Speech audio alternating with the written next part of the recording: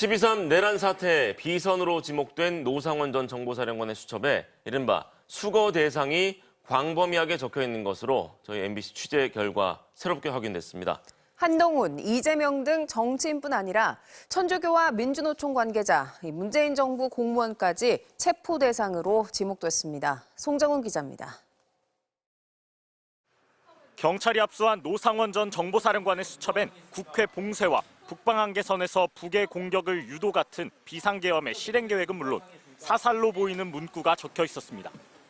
수첩에 누구 사살하라고 썼습니까? 수첩 메모 내용 누구와 상의했습니까? NLL 북한 공고는 어떻게 유도하라고 했습니까?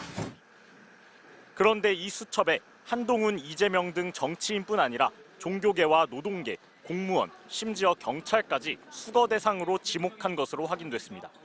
종교계에선 천주교 정의구현 사제단을 수거, 즉 체포 대상으로 적어뒀는데 개별적인 이름이 아니라 단체 전체를 겨냥한 것으로 파악됐습니다. 노동계에서도 민주노총을 수거 대상이라고 적시했습니다. 윤석열 정부 국정 운영을 비판하고 시국선언 등에 적극적으로 나선 진보 성향 단체들을 노린 것으로 보입니다. 김명수 전 대법원장은 물론 현직 판사들의 이름도 여럿 써 있었는데 노 전 사령관은 수첩에 이들을 콕 집어 좌파 판사라고 적었습니다. 문재인 정부를 뜻하는 것으로 보이는 문대라는 표현도 여러 차례 발견됐고 방송인 김어준 씨 이름도 적혀 있었습니다. 특히 문재인 정부 당시 총경급 이상 경찰 간부들은 물론 청와대에 파견된 행정관급 공무원까지 무더기로 수거 대상으로 표현한 것으로 확인됐습니다. 수첩에는 이른바 수거의 대상자들과 함께 수집소라는 표현도 여러 곳 등장합니다. 백령도와 연평도, 실미도에 이어 오음리와 현리라는 지명이 적혀 있는 것으로 MBC 취재 결과 확인됐습니다.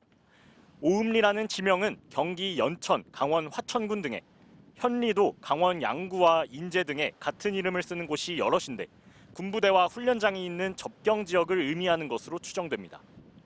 검찰과 경찰은 이들 수집소가 전시 같은 비상 상황에 대비해 군이 운용하는 구금시설일 수 있다고 보고 이 같은 정보를 노 전 사령관에게 누가 제공했는지에 주목하고 있습니다.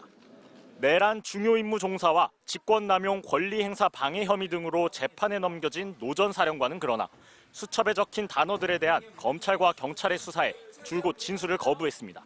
MBC 뉴스 송정훈입니다.